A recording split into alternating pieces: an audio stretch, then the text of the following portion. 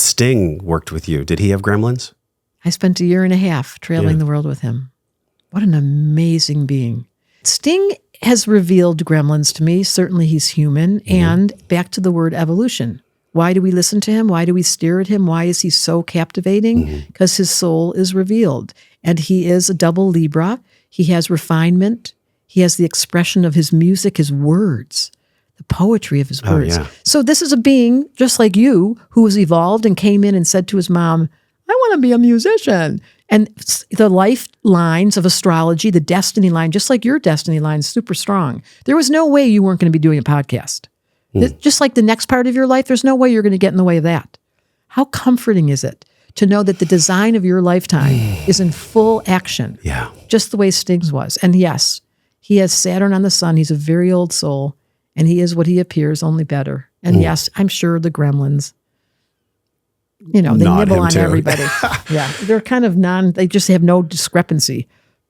One of the things that I would love to get clarity on is there's different forms of astrology. There's the Vedic, and then there's the one that you practice. Is there corollaries? Is there complete opposites of Vedic? And is it Western that you practice?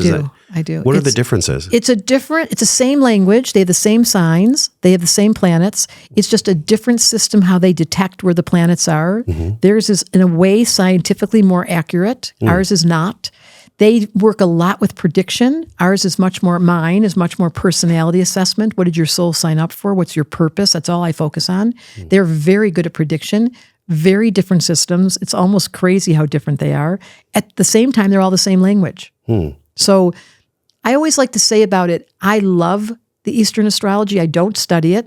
Whichever one you choose, just dive deep, drill down, stay with it. Stay with one process, because when the people I meet who have been metaphysical shoppers and they know all about astrology, but they don't really, I say to them, come to my school and just give me 6 weeks to get you the basics so we can actually give you a foundation to stand on. And then you can go on and do all the others, but there has to be a solid foundation. There's so many things out there to know oneself: Enneagram, human design, astrology. It's almost like, I've said this 1,000, Gene Keys. What if we could create one prism where everything was inside of it? Well, that's astrology. Astrology is the basis of the gene keys of human design. All these systems are based on numerology. They're all based on astrology. Astrology is the mothership. And it's simple the way I teach it. The problem with astrology, I could never learn astrology. Are you kidding? I teach it at a 4th grade level.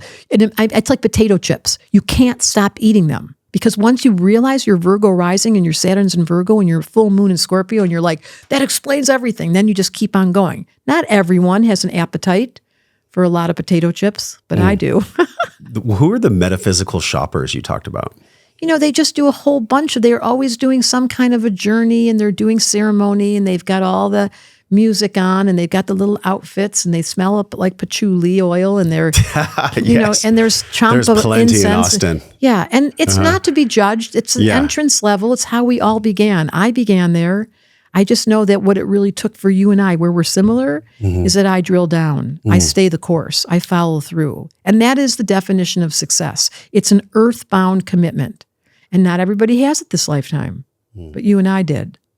The metaphysical shopping, I think I did for a while. I did it. I definitely did it. Like Landmark and different conferences. And I was like, what are they all saying? Like, what's the through line in all of this stuff? You said that the ultimate prism is astrology. I'd love to go a little deeper into that. Why is it the ultimate prism? It's because until you understand who you are, until you're really comfortable in your skin, until you're using your authentic gifts, don't go anywhere else. Start home. Know thyself was on the oracles in Greece. This was on the very front. You can't go into metaphysics without starting with the self. And the self comes through a chart. I mean, it seems so obvious. And then you don't have to spend a lot of time there. Not everyone's built to go drill down, but they definitely need to understand their sun, moon, and rising and what their life lesson is, their Saturn. It's all in the book. The simplest beginning as a beginner, or even advanced. I specialize in speaking English. I like to that's what I do. Why is that funny? Because there's a lot of woo-woo bullshit out there. There's a lot of jargon, esoteric verbiage. And I'm just like, this is word salad. Yeah. None of it's hitting my soul. And I can't track it. Yeah. So my Mercury's in Taurus, and I speak very simply and very practical. Yeah. And that's why the book is, I hope, going to touch a lot of people. Oh, I trust that it will. I mean, look at the impact in the room last night. You hold a really significant space. I think I gave you this reflection when you were signing my book. I said, you really rest in peace and you speak wisdom, and then everybody can feel the truth. And that can't be faked. You can pretend for a while, but eventually you'll be found out, especially with social media.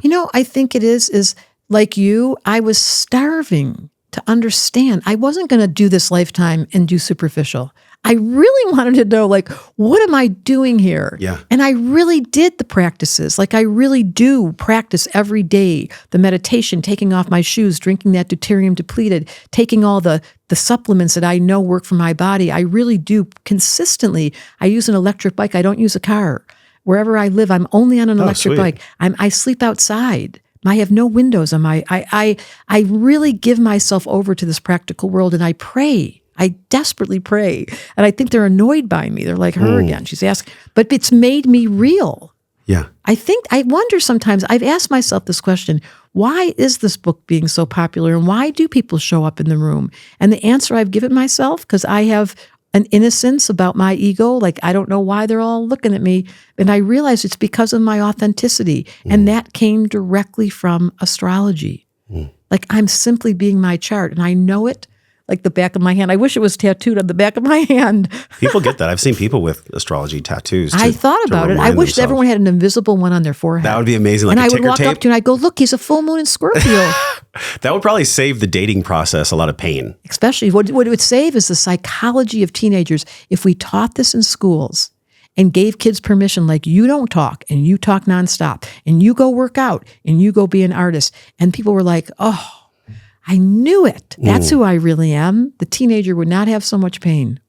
I think so good. I think a lot of people that are drawn to astrology, there's many, many books about relationship astrology. This seems to be a universal pain body. Yes. Do you find that you said 98% in the courses and teachings are women?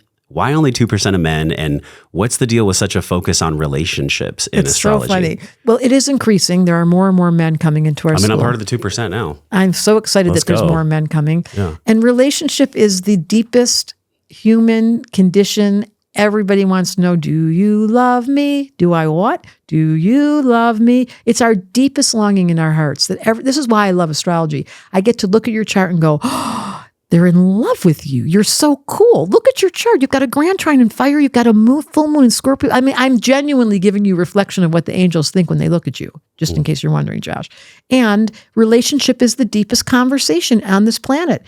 And by the way, loneliness is only on this planet. There is no such thing as loneliness outside this dimension. It's because we're so desperate to feel the oneness, that's why we love making love. Give me one moment of going back to the one. And why is orgasm called a small death? Because you let go of your ego. Look what you do in that moment. It's so weird. People have the weirdest experiences under sex, and it's in the dark, and your eyes are closed, and you're with your what's her name, and you hope remember her name after it's over, because for God's sake, you want the orgasm. It's such a bizarre, animalistic. And what is that really saying? Just give me a break.